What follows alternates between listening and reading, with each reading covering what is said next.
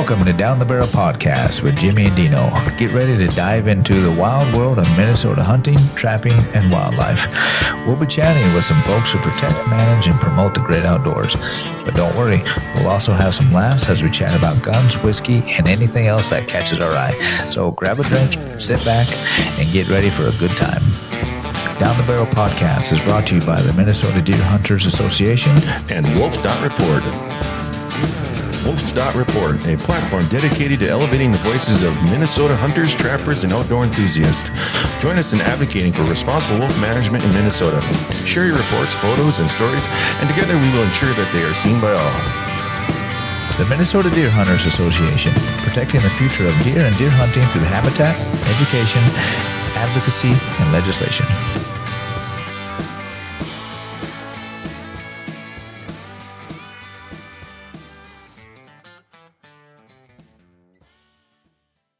I think our first question was mainly why was the decision made to make the switch from the old system of one weekend a year? Sure.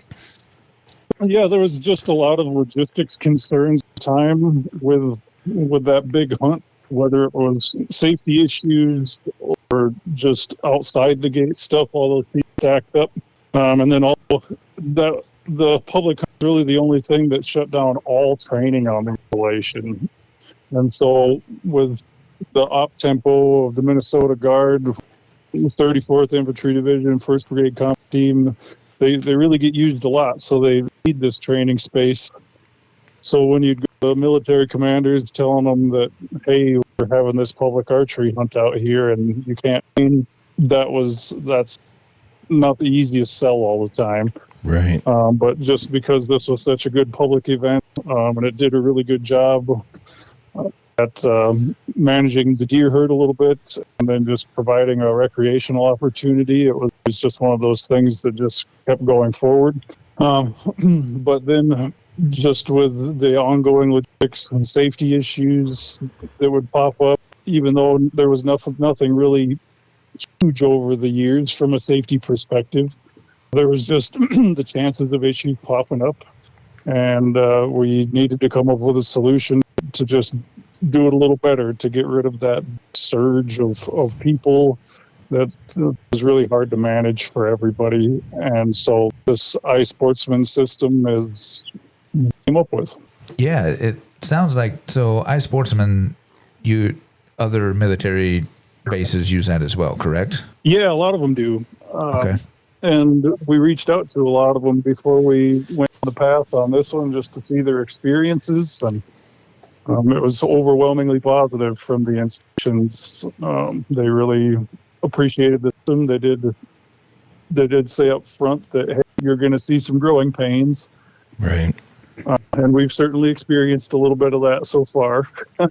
Yeah. But we're working that out. And I think long term it'll be really beneficial for the hunters. I know I'm a guy that doesn't like to be out there with a couple thousand other people in the woods. I know that was always a little busy, and so this will give hunters just a better experience overall, and it'll be safer and logistically much more easy to carry out. Yeah. Well, and I know we've all played around in that iSportsman a little bit, and it seems very user-friendly, pretty straightforward. So I think it will be a good system. Yeah, it's a couple of big questions I get all the time. This is stuff I intend to put real clear directions on the site once we get, a few days out from the season opening up. Mm-hmm. One of the big things is, so when can I check in? Right? How do I see what's open to me? Right. And a couple of the answers to that are, hunters can check in starting at 12:01 a.m. on the day that they want to hunt. Okay. And they'll also be able to see what training or hunting areas are available to them right at that same time. So we'll be populating a map and then a list on the site that shows red or green. And if green, you'll be able to check in and go hunting. If the areas, you got to stay out. Okay, makes sense. So how does that work for camping? Because so before, I know we would, camp and everything. And so how does that work? Yeah, can I just back up and wait for one point real quick? Yep. I actually was listening to the first 3 minutes of your last podcast there, and you were talking about when the season opened. And our intent was to get that exact on the day that the state season did open. But we didn't have the official dates released when we were setting up our permits. Gotcha. So we're going to be a day late. Okay. So September 5th is the first day you're going to be able to come out and hunt on the day after the archery season opens. Okay, well, that's good to know. Yeah, there goes my Hopefully plans. next year we'll nail that date, but once we sell our permits, there's no changing them in our iSportsman system. Okay. Right. Gotcha. So yeah, back to the camping piece. There will still be camping allowed on installation. It's going to look different than it has in years past. Everybody was used to the big event over on the east side of the cantonment area, kind of go wherever you want, get in where you fit in. Yep. It'll be a lot more controlled now, and it'll be right down the range gate where everybody was used to going through kind of that gate before you get out to the woods and the hunting area. Yeah. Range control office there. Okay. And just south of the range office, there's a big open grassland there. And we're going to be setting up, I believe it's 72 camp sites or camping spots, generally speaking. Okay. And be able to reserve those through our housing office. And there will be a charge to that nowadays. So it'll be $10 a night. And then you can camp for as long as you want. Okay. And there will be porta potties and trash available to folks. Just none of those other camping hookups, I guess, electric, water, or all that stuff. Right. So what was that? What was it going to be the charge? $10 a night. $10 a night. Okay. Sorry, I missed that. And do you foresee a problem with that of, let's say, somebody camping and them being able to get in to hunt? Do you see that being a problem at all? It could pop up. Okay. It's something we've talked about in Lee, and we just don't have a good way to avoid that. Okay. We can only forecast out so far as military training goes. That stuff shifts around a lot. Right. So to be able to get people down there safely, we can give them that, that short window of being able to check in. So it could happen where folks are up there camping, and if they don't get checked in, if they don't get up early enough, might be out of luck. Mm-hmm. Yeah. So basically, if you're camping, you better get up early and get your spot in line. Or stay up late. Yeah. Right. Yeah. I do think a lot of the time, though, especially after this first year, I think things will even out. And for the most part, I really don't think we're going to be bumping up to capacity all the time. Okay. I mean, there's certainly going to be those surge times. Of course, the end of October, rut season there, it's going to be busy. Right. Yeah. So how long in advance can you book to camp? Because I think we read before where you could only do it 2 weeks before. Was that correct? It's about a week. A week? And really that's going to be up to housing. I have a week on the site, but that's really more for our rooms and for the structured camping areas in Deep Park Woods. Yep. So that's really a question I should get more clarity on from them. To me personally, you can book in advance however long you want, but I don't know if that's the right answer all the way around. Well, yeah. Well, maybe for the campsites you could, and then for the billeting, it would have to be on that short-term basis. Right. Mm-hmm. Exactly. Yeah. That week has been the historical rule. Okay. Though it wasn't always communicated the best, I'll readily admit but that was the rule for the housing office. And will there still be a rule against campfires? Yes. Okay. In the camping area, no open. No open flames. Okay. I figured, but I figured I better ask. Right. Yep. So we're thinking that obviously, call the housing office, figure out when you can, get into camp. Right. So then they'll give you all the instructions, on how to come in and everything and where to camp. And then you sign up for iSportsman's the night. Yep. Well, 12:01, the morning of more or less the morning of your hunt. And then that'll give you all the information that you need and be able to get in that way. So you get your permit. on iSportsman. On iSportsman, and then you have to make sure you're the first 150 to the range office, or Nope. no? So if you're in from 3 hours away, you can check in on iSportsman from the comfort of your home. Okay. Yep. Okay. And then drive on in. Right. Okay. Even if you get there at 10 a.m. And the range gate will open right about 6 o'clock. You'll have to stop in at range control and get a vehicle pass. It's just a little pass they'll have inside the door there on the left. Okay. You'll put in your license plate number, phone number, and name, and just grab the pass. You don't even have to talk to anybody. Just throw that vehicle pass on your dashboard, and you're good to hunt. And once you're done for the day, you can just come back out, check out on iSportsman, and return your vehicle pass, and you're good to go. Okay. Perfect. And then I'm sure it's, same as before, out by, dark, Yeah, so 7 that's going to o'clock or- vary a little bit with range control hours too. Okay. So really that's going to be when range control is operating. It's going to be their window of time. Early on in the season, I really don't see a lot of issues with this. Right. Because it's a lot of times they're running long hours, especially early on. And then once you get later in the season when they're slow, the sun's setting early anyway. So. Right. Yeah. Right. And then do you have the phone number for the housing office, just so we can get that out to the listeners? Yep. I was just actually perusing the site here to find that. Yes, the Camp Ripley housing number is 0616 3140. 320-616-3140. Yep. Perfect. Awesome. A note I wanted to make too earlier just about the site, generally speaking, just make sure if you're looking to come out hunting, don't apply for your new account if you don't already have an account. Don't apply for that new account at 10 o'clock at night and expect to be able to get a permit and see what's open. Right. Not going to happen for you. I have to get in there and approve all these new accounts. So if they're setting up a new account, allow a few days. Yeah. And just make sure that I've got the time to get in there and approve it. And then once you're approved, you'll see your permit available to you. You can buy the permit and then go through all the process of checking in and all that stuff.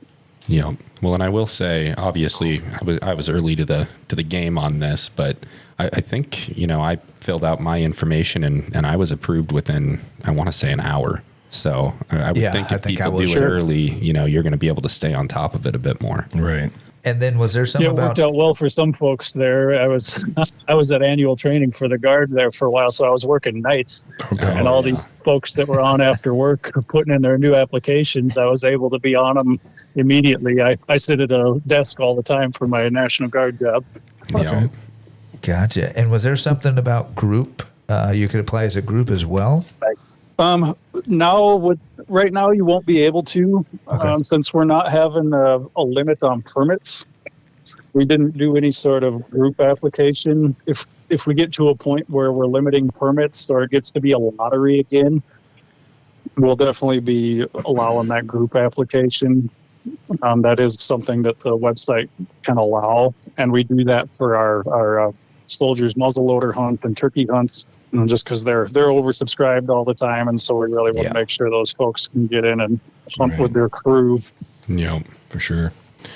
So what will anything change with when you come out and let's say you actually get a deer? I know when we got out before, we always had a check in there. Yeah. Yep. So a little bit of that old check station stuff will still go on. Okay. But that's more for the benefit of the Central Lakes College and the students out there. We still wanted to make sure they have the ability to get hands-on experience and interact with the hunters and gather data and do all that sort of stuff. So there will be occasional weekends or perhaps weekdays where we're staffing a check station, but it'll be right by the range gate there. Okay. And it'll just be an optional thing for hunters to come through and allow those students to gather biological data and stuff like that. Okay. Otherwise, the check it, or the game registration is going to be all on the iSportsman site. Okay. And really, it'll be like a two-step process. And I've got this set up in there where people will go in, they'll register their animal with iSportsman, and right on that same page, there's a link to the DNR's big game registration tab. Oh, And then they nice. got to make sure to re-register in it with the state too. That makes sense. So, any CWD testing on the Ripley hunt? We'll see what pops up. We haven't been reached out to by those folks yet this year. Okay. But I'd anticipate that whenever they ask, we'll definitely facilitate. We will have Department of Health out there. I know which weekend. I believe it's the historical weekend of the public hunt, and they'll be gathering ticks Oh, okay. to test for diseases and whatnot. Gotcha. Nice. So we'll know more after that date then, which was, I think, was usually the very last weekend of October, wasn't it? Yes. Yeah. Yep, that hunters can expect for this year that last weekend of October, there's going to be a check station open. Okay. It'll definitely look different than what it has in the past. It's probably just going to be an ice castle fish house. Just sitting down by the range gate there with a little sign out, and the students will be there and just taking weights, measurements, aging. You know, if by that point we're looking for CWD, Right. whatever it is. So Yeah, and I think it said on the website that you guys were starting to sell permits on the 1st, right? So you guys are already selling them. Am I correct? Yep, they're selling like hotcakes, it seems. Good enough. Yeah, I haven't been in there since then, but I'm going to have to. I know I'm all registered, but I haven't bought my permit yet. But I may do that tonight. Yeah, me too. Any idea how many you've roughly sold at this point? Oh, I should have looked at that. As of last week, there was something like 575. Okay. Oh, Okay. wow. Well, people are hitting it, so that's good. And, People are using and while it. we're yakking here, I can get on the system and try and pull that report. Yeah, I mean, that'd be good information to have. Yep, and that's really one of the really nice things with the system. We have just a lot of good ways to track stuff Right. Gives you a lot more and data. just really see kind of real time what's going on. Right. Yeah. Well, and so I know you And had. historically, we just haven't really had the access to that stuff at the installation anyway. I know the DNR had more access to it, but Right. it wasn't as readily available to us. Yeah. Well, and I know you had said that the sounds like the primary reason for this switch to the Ripley hunt is entirely around military logistics and, you know, running drills and all of that. We had heard that part of it was potentially due to trying to increase the harvest on Ripley as well. So is there any merit to that statement, or is it really more just the logistics side? Yeah, really, the driver is completely safety and logistics. Okay. That's always been a big thing over the years. Just getting all those people downrange, beating up the roads, the safety hazards, the people parking out on Haven Road and all that stuff. Yep. Yeah. So yeah, it was really safety and logistics that drove it. All right. That makes sense. And I mean, the population management stuff is one of my priorities with all this. But from an installation command perspective, it's really more military training and logistics. Yeah. Right. I guess what at this point in the switch, what is your biggest question mark or potential concern? You know, like what are you most nervous about with this switch? That everybody is able to check in on September 15th. That's a valid concern. That is a valid concern.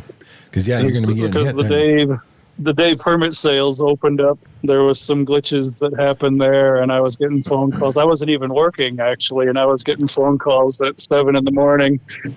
And it's, hey, this isn't working. Yeah. And that was only for the soldiers' hunts at that time. Everything was working just fine for the civilians. But, it's just one of those things. I really hope it functions. Yeah. Well, you'll probably have some growing pains there, but it seems like it'll be a good system once all the bugs get ironed out and everybody learns it. Right. Yep. I think that'll be the case, and it's been a learning curve for us so far, for me especially. Right. But I think overall, I mean, the iSportsman folks are really great to work with, and they put out a good product here, and it seems like it's working well. Yeah. Well, so I guess the reverse of my last question, what are you most excited or optimistic about? Well, optimistic wise, I'm excited that people just get a longer season and not have so much foot traffic in the woods when they're out there hunting. Yeah. Right.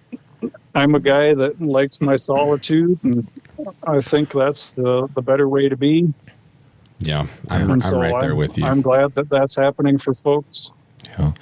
And I think it'll give us a good ability to really monitor our populations more. For us in the environmental office, we don't get funding from the DoD to support wild deer surveys or put in new docks or fund recreation stuff on the installation. Right. So, I mean, some of the revenue from this, beyond paying for the system itself, the iSportsman system isn't super cheap. Okay. So beyond paying for that stuff, it's really going to be doing good for recreation on the installation. We anticipate being able to use some of these funds to really benefit the hunters and sportsmen that are out at Ripley. Yep. Yeah. So that'll be a really good outcome of this whole thing too. Ideally, in the long run, we intend to use some of the money for this to work with the DNR to set up, more intensive aerial surveys of the installation, probably some more specific modeling for our populations at camp. Oh, wow. So we can have a really good handle on what our deer population's doing from year to year, and then just be able to tailor that and make a better hunt for folks. Yeah. Right. Yeah, because it was always kind of a crapshoot as to where you're going to end up. You pick 3 different spots, and you're hoping you can at least get one of those 3, and then you're going into the dark. So I mean, at first we were kind of not going to like it so much, but now after talking to you and reading some more information, that it might be really good for people. Yeah, and a lot more relaxed, because it was always kind of the best and worst of bow hunting. Right. I think this will open up opportunities for new people to experience a Ripley hunt. Yeah, because there was always that barrier to entry. It was a hard thing to get into. Yeah. And know what to do during that crazy time of the traditional hunt that has been done in the past. So I think it'll make it easy for a lot of new folks too. Yeah. Well, I mean, me personally, I've never done the Ripley hunt. I'm gonna throw that out there, because I've always been turned off by the fact that it's I always refer to it as like the Woodstock of deer hunting. Yeah. Yep. I go out to hunt like to be alone to find deer, and that just sounded like a little too much energy for me. Yeah. It takes a little getting used to, but it turned into a tradition for us. Yeah, it was our deer camp. Mm-hmm. And which it sounds like we can still do it, just a couple maybe extra steps. Yeah. And hopefully for the better. Oh, I think it possibly could be for the better, especially knowing the camping information a little bit more now. Right. And I see it still being, you're going to camp for 2 or 3 days, because it's going to be tough to go in just one day. Oh, yeah. I mean, that's more of a luck thing. But if you can camp for a few days, or stay in the Billidine, or you live local, if you can get there, for 2 or 3 days at a time, you're golden. Then that's the way to do it. You got 1 day of scouting, and then you'll be solid. Right. So Jake, what do you foresee, let's say on a daily basis, like what percentage of the base will be closed down to maneuvers? Oof, yeah, that's really hard to forecast. Yeah. I mean, do you think it'll be a larger portion? Early season, there's going to be a big chunk of the center that's closed. Okay. Pretty much. I mean, if you know the area well, from Champaign Road all the way up to Lake Alot. Well, not Lake Alot Road. I guess all the way up to Casino or whatever it is. Yeah, north of the Northern Impact area. Okay. Yeah. Yeah, so almost be even north of Poussin. No. Oh no, because Not that Poussin far. wasn't Not that that far. Well, no, north not one. Poussin. So it would be Casino. Casino, wouldn't it right be? above there. Casino, yeah. Yep. Yeah. Yeah. Because Champaign to Casino, that whole area. that's pretty busy. Yeah. That'll be common. Those are just the big range complexes in through there, so they close off a lot. And that's a point I should make here too, from a safety perspective. Historically, if a civilian hunt and the public archery hunt, went beyond a gate that was down over a road or something like that, Yeah. they probably weren't going to die, right? But Right. now there's going to be real deal military training going on while these hunters are out there. So Right. if they see a gate, that means every single thing behind that is closed, not Yeah, just right. the road, Mm-hmm. the woods, the fields, the whole works. They cannot go in there. Yeah, that's good information because I'm sure there's people that did that every year. Yeah, Right, exactly. because there was areas historically that yeah. were just closed to vehicle traffic, but overall they could still go in there as long as they were walking. But now if there's a gate down, you really cannot go beyond it at all. Right. I just can't stress that enough. Yeah, and there was in that area you're talking about. That was where a lot of people went to go hunt. The majority, or a good Well, off the section of them. casino, yeah. Yeah, Sure. right in the I middle always there. saw a lot of folks there. Yeah. Yeah, that center and the west side, the west side of the northern impact area, the southeast corner of the southern impact area, Right. really popular spots. Yep. And those are going to be areas, especially early season, that are going to be closed off quite a bit. Right. But as we get later, it'll open back up a lot more. Right. Well, I think people will find So- that there's just going to be more areas that they can try because there's going to be less people in the woods. If you're only dealing with 100, Yeah, I 150 totally people, agree. And you're going to be able to hunt just about beyond the anywhere. 150 a day limit, there's going to be, or there is a limit on the number of people that can check into a given area downrange.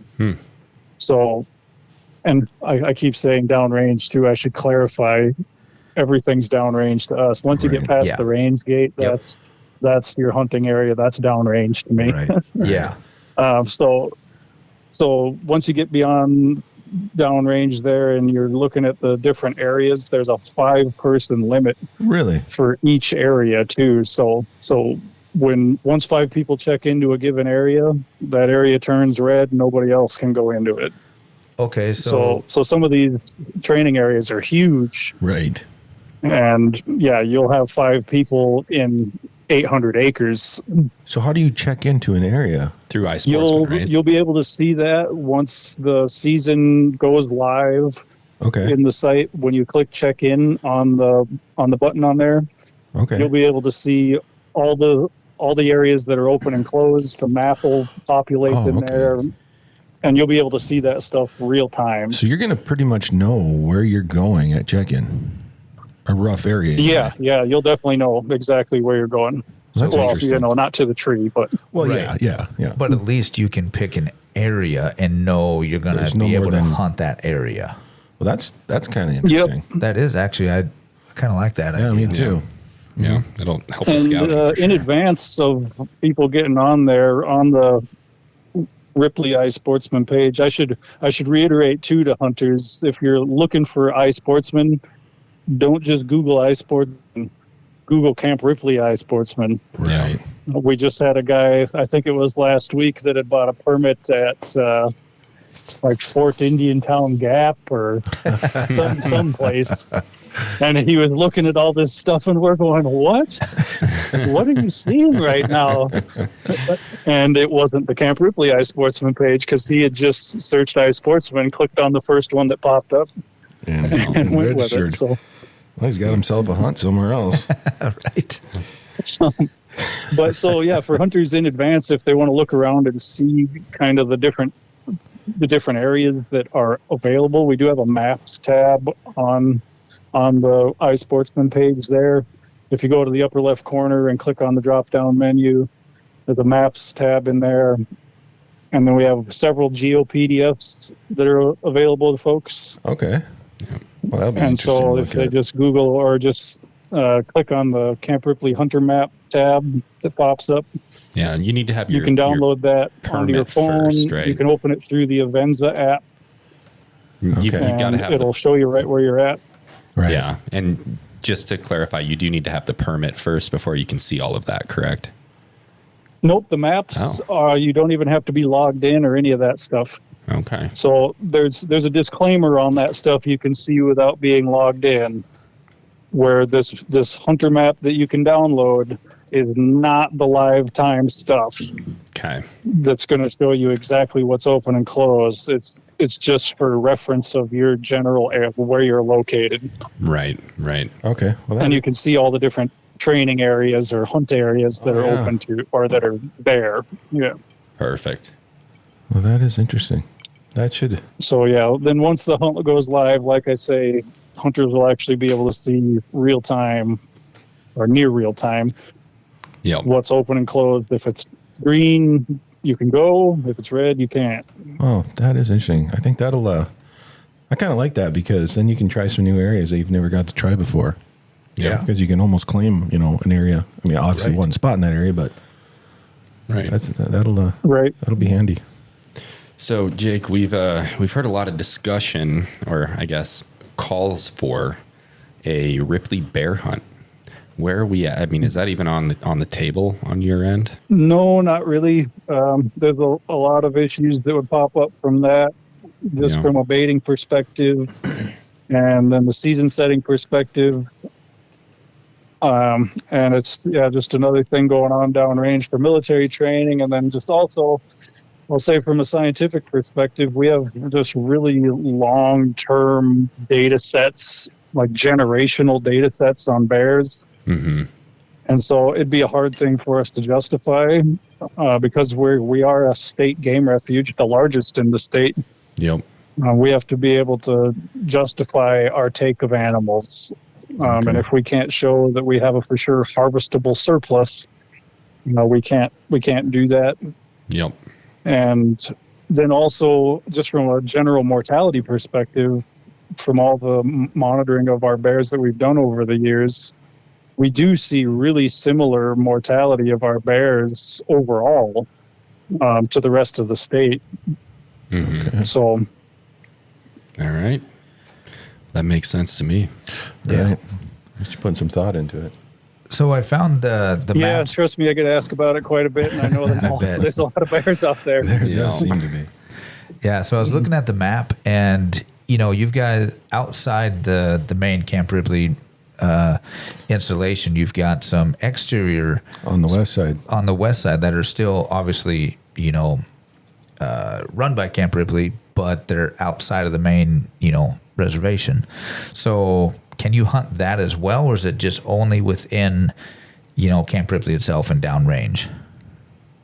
Yeah, all those parcels outside the installation, Yep. they're open to the hunters 100% of the time. Oh, okay. I tell folks that want to access those to just treat them like any other wildlife management area. Okay. And yeah, you can access them all the time. The parcel that's directly adjacent to camp, it's about a 450 acre parcel. And that's our rough grouse management area. We maintain about 5 miles of hunter walking trail through there. And we're working to really improve that for grouse generally, but of course, if you work on grouse habitat, that does a lot of good stuff for a lot of animals. Yep. Right. Gotcha. Okay. The one, if you're looking at the map now, the one that's farthest south, I'll say that one's almost impossible to access to the public.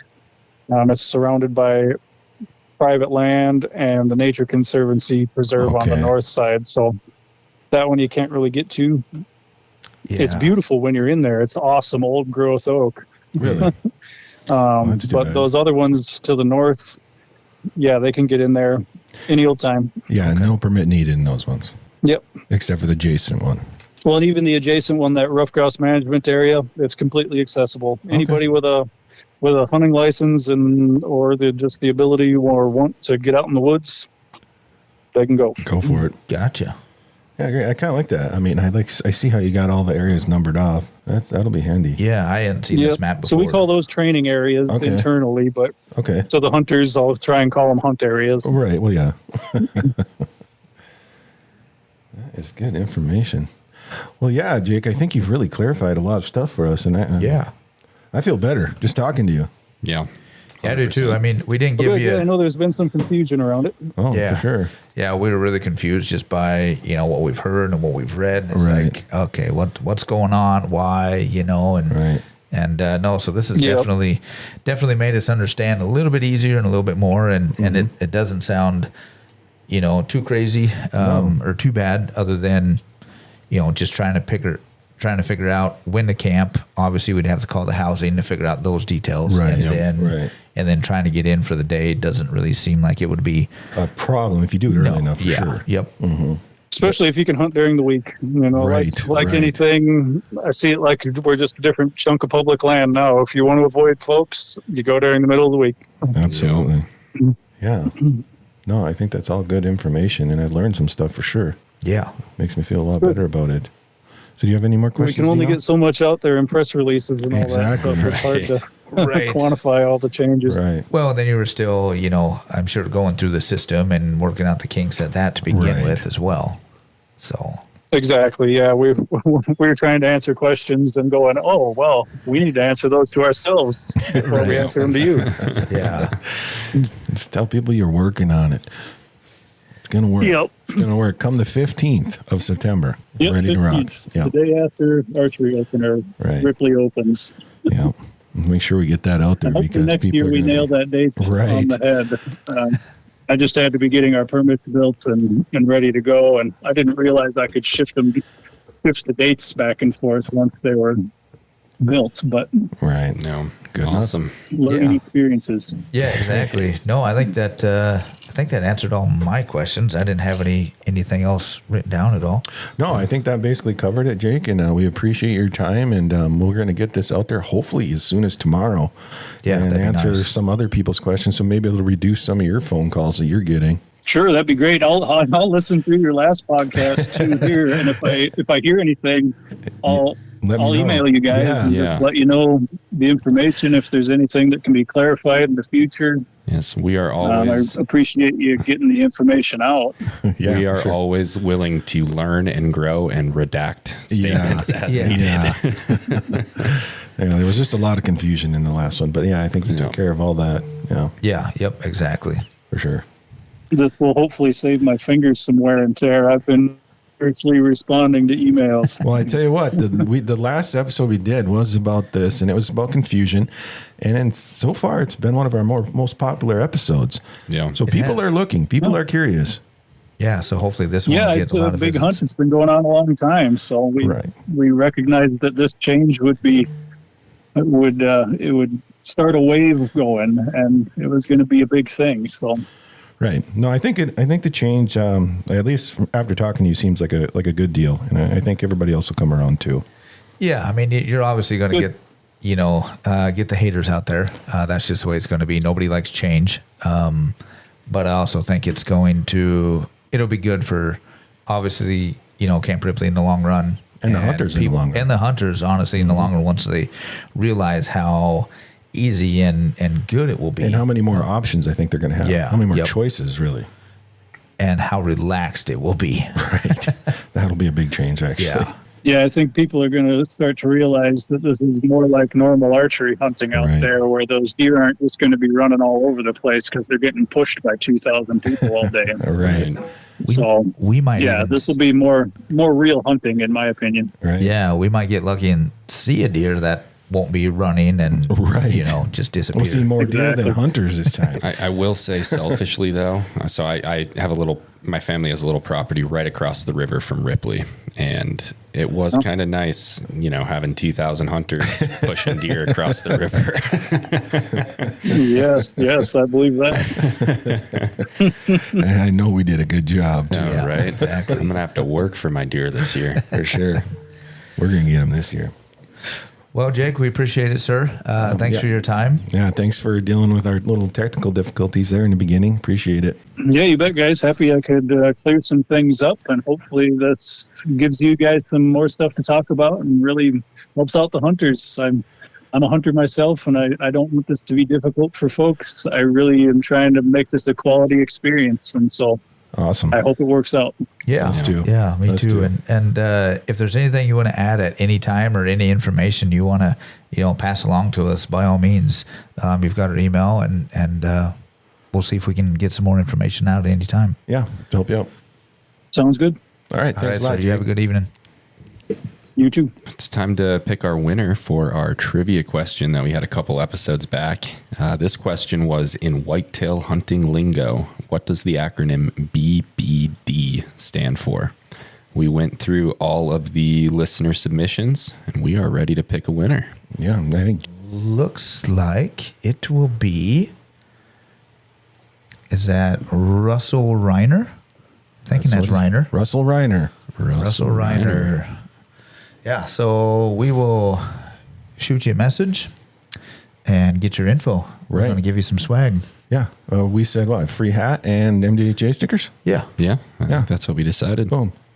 Awesome. There you Thanks go. for commenting, Russell. We appreciate it. Yeah, thanks for all the commenters and shares and likes. That was a really popular one Yeah. that we had. So Yeah, that was the Ripley one, right? Yeah. it was. That was the prequel to this one. Yeah. Right.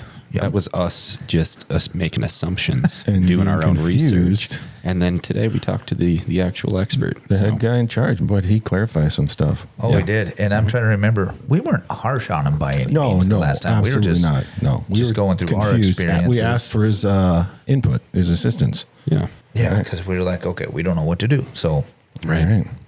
Well, and do we want to do our other winner as well, or should we save that for the next episode? that one's not even out yet. Yeah. All right. So we'll have to wait on that one. Yeah. So, but We we should do could a new ask one. ourselves questions again. We could, and then we can do a new one. Right. Yeah. Yeah. So, So- just do a couple questions for us, and then Yeah, we got a little more time. I picked one for the listeners. All right. So what do you got? This one's for me and Dean, and you, if you don't read the answer. Yeah, don't read it. Okay. All right. What term describes a fish that spends most of its time in fresh water but goes to salt water to spawn? Does it give us multiple choice? Nope. Oh, that sucks. I mean, I know it, but I don't know it. I can tell you which fishes. I can tell you what fish those are, but what's the name? Can I just take a stab in the dark because of the one word I know that has to do with that? And Sure. I know it's wrong, but I'm going to sound an idiot. I'm going to say brackish fish. That's a good guess. I mean, I don't even know how to spell that. I know it's wrong, but that's really as close as I can get. Yeah. I mean, I have nowhere to go beyond that either. So I'm going to look at the answer. 'cause Okay. Dean Yeah. doesn't No, I don't want even know. to attempt. Yeah. Yeah, I can't even pronounce that. Okay. Catadromus? yeah. Catadrim? Wow. That word. I would have been close. Catadromous. Okay. That was above my pay scale. Yep. Yeah. Yep. I don't know. I definitely can't spell that. Right. Give us an easier one, would you? I'll try. Something we might know. We don't have salt water around here. There you go. That's her excuse. I'm going to stick with it. How many fish do that? Those salmon, I know that. I know salmon. I was thinking of a bull shark, Yeah, I think I've heard that. although that's not technically a fish. fish. Is it? It is. Oh, is it? Is it? Shark? Yeah. Shark? Is it fish? okay. Okay. Yeah. I'm sure there's a bunch of species, but Yeah. obviously we don't know them around here. All right, I'm going to ask this one because I know it. No, well, there you go. What is the phenomenon related to hypothermia victims in which bodies are found partially or completely undressed? I mean, I know that's like a symptom of hypothermia. Yeah. People take off their. Yeah. I mean, I could make up a word. Let's do it. Let's hear it. No, let me see. I got hyperthermal confusion. How's that? I kind of like it. Yeah, Ooh, that is a good one. I made that up just right now, so I know it's not right. But Yeah, I don't even know. Paradoxical undressing. Who picks these cards? Well, they're at random. These media guys are definitely smarter than we are. yeah, Well, this I'd like is to get them on here. Wilderness See if I first can- responder curriculum. Oh, I've had that for 15 or so I guess years we're now. second or third responders, Dean. I don't even know if I'm a responder. All right, just show let's up. do one that's going to be a little bit easier. Appreciate it. Please. Thank Yeah. you. What mammal has the most lakes named after it in America? This is multiple Mammal? choice. Mammal. Okay, Not fish, dude. good. Mammal. Multiple choice. Bear, beaver, otter. See, my guess was going to be bear. Without Mine getting was those. too, but then you got beaver and otter. I mean, there's a lot of otter legs, but I'm going with bear. As I know several off the top of my head. Yeah, I would have to concur. I'd agree with that. Yeah, I'm gonna do the same. Yeah. Is that Beaver was tempting, but it's got to be bear. I've only been on like one beaver and the lake, only one other otter lake. lakes, like Otter Tail, Right. or a few others. So Right. Well, let's find out. yeah, It's bear. Boom. boom. See? We're so smart. We are. Well, we're, Yeah, 1 out of 3. 3 ain't bad. That's not bad. Isn't that All a right. song? 1 out of 3 ain't bad. Something. I think that's a part of a song. I don't know. Yeah, If it's I actually think so. Is it 2 out of 3 or 1 out of 3? Oh, maybe it's 2 out of 3. I think it's 2 out of 3 ain't bad. Yeah, but you know the way I roll, 1 out of 3 is pretty good. Yeah. That's the way I always looked at it. I'll take 1 out of 10. All right. I picked this one. I did hand pick this one Okay. because I was looking through and I figured it was timely. I know we just wrapped up the Summer Olympics. Yes. This one is about the Winter Olympics. Okay. What is the only sport in the Winter Olympics that uses a gun? Okay. And this is for listeners. This is for the listeners. So Oh, yeah. write in your answer and you could be our next winner. Yeah. Comment on YouTube or Facebook. Yeah. Yes. Hit What that is- subscribe button. What is the only sport in the Winter Olympics that uses a gun? And again, send us your answer. We'll give you some swag. Yeah. Speaking of the Olympics, Yeah. Uh-oh. did you guys watch? I mean, there's people that have just gone viral now, you know, like that The turkey Turkish guy. shooter, Yeah. you know, Yeah. standing there all That is cool. He is pretty, yeah, casual pretty with his gnarly. hand in his pocket. Yeah, that guy's legit. I watch some Olympics. It just kind of depends, obviously, Yeah. what I'm doing, and just have it on for background noise. I mean, I do like the swimming. You know, Michael Phelps. I loved to watch him. Yeah. And some of these other up and comers, you know, are pretty decent. I like the swimming. I've always watched the gymnastics. You know, for a little bit. I wish they would show more of the horse. Yeah. You know, the jumping and then Right. dressage and I don't even know what the obstacle course and stuff like that. That's always pretty cool. Yeah. My daughter watched the men's diving, so I watched that diving's for a while. cool. Yeah. Yeah. I had no idea that breakdancing was part of the Olympics this year. Did Right. you all see that Australian woman I heard breakdancing? about it, but I didn't see it. You got to find the video. I It's did not hear about that. kind of hilarious. It sounds like she just kind of got herself into the Olympics entirely as a joke.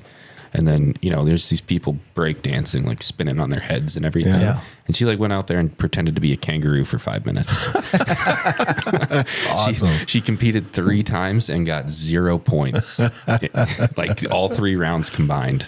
Awesome. Nice. Way to go. Talk about some, 10 minutes of fame. Right. Well, maybe they just need a filler on the Aussie team. Yeah. Like somebody can break dance. This chick's like, hey, I can do a kangaroo. That's right. Oh, I do watch a lot of the track and field. I love the running and everything. And did you see the pole vault? The French pole vaulter that if his manhood. Oh, the that guy that bounced No, I out was his talking about the junk. guy that actually won it.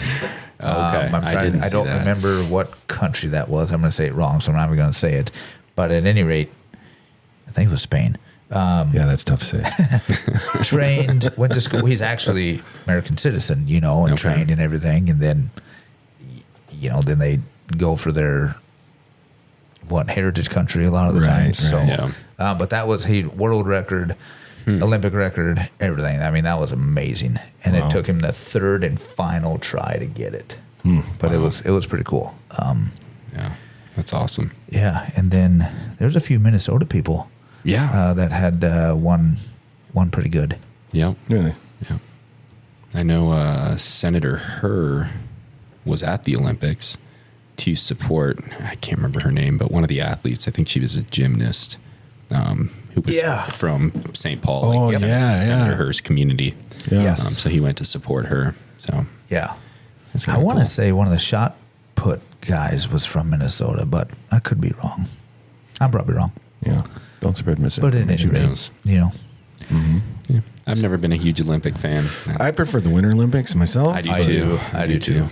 Yeah. So, But, and then, so next Summer Olympics in LA. right. So this would be I've got to start looking at my facts before I even say anything. But just make them I up. No do one will know know. the LA Coliseum, obviously. That's cool to have it back there. Yeah. 84 was, I think, the most recent one. Was it? Yeah. I'm going to have to look that Would it up have been now. 82? Because they alternate summer, winter, right? Every 2 years. They do, but And I Miracle on Ice was 1980. Right. I know Mahaki. That's about it. Right. How did the men's basketball team do? They won. I saw some video that was like a parody. Some guy pretended to be like the coach from any of the other teams. Yeah. talking about how they're coming up against the U.S. and we just gotta double block LeBron or who, I don't know. I don't know basketball, and they were like, okay, but then what do we do with, is it Kevin Durant? Is that someone? Yeah. They're like, well, what do we do about him? Oh, we double team him too. And like they go through everyone and he's like, all right, well, we just got to injure every one of their players and then they'll have their bench players. Who's on their bench? And they're like, Jokic or whoever. Like it just blows any other team out of the water. Yeah. So 32, 84, and 2028. Oh, you're right. The Summer Olympics. It was 84. All right. Yep. Maybe they didn't used to do every 2 years then. I think they did, but I think during a few wars, some stuff got switched around. It could be. 32, 84, and 20. Yeah, because I want to say I read that the Coliseum was actually built in 21. And then it, became the Olympic Coliseum or LA Coliseum and everything. So, I don't know. It's kind of neat.